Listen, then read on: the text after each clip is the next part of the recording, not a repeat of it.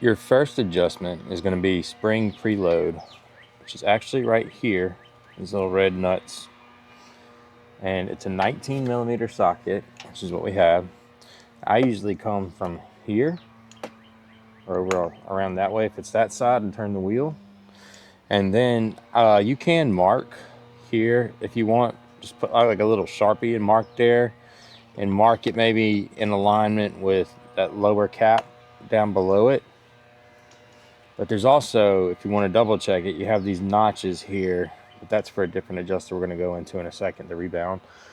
But for this, you want to turn it counterclockwise until it won't move anymore. Don't overturn it. Don't try to force it, but it'll get to a point when you turn it counterclockwise where it won't rotate anymore. Once you get there, if you have the A model, do 1, 2, 3 rotations. And if you've got the D model, the DCT model, do 6 rotations. This is for the base model Africa Twin.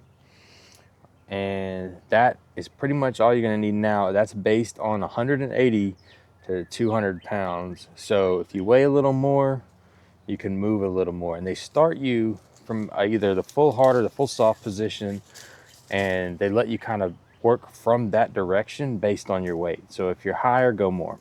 But we'll go to the next spot. Now what you would be adjusting is the rebound. So it's this one right here. And you just get your little flat head.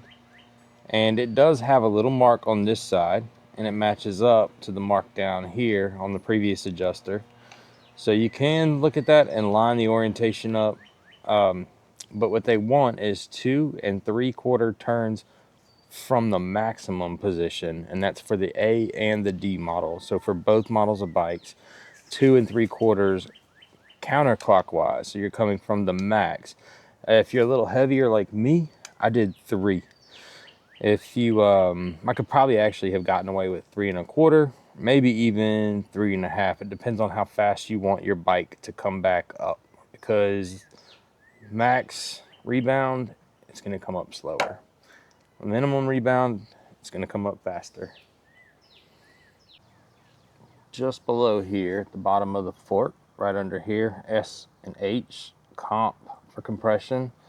Try to look up in there and see if you can see it, but you'll see where that Phillips head screwdriver fits.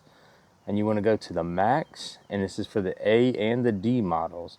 And you want to go back from the max 9 clicks for the standard. Now that's depending, it's going to move back towards the when you go counterclockwise, it's going to bring you back to the softer position. So I actually didn't go the full 9. I only went 7 for me. I wanted it just a little bit better on the road. But standard is 9, A and D models. Okay, our easiest adjustment is going to be the rear preload. You want to start all the way from the soft position going counterclockwise. For both models, you want to rotate and you'll feel a small bump. They call it a click, but it's more like a little bump. You want to go 7 clicks to the standard position for both models. On both models for the rebound adjustment, which is right here, you want to go 8 clicks from the max. So start full clockwise, move back counterclockwise, 8 clicks, and that's for both models. The last adjustment, fairly easy to get to at the top of the rear shock, is 12 clicks from the max for the compression damping. And that's for both models. And that's it. It's a wrap.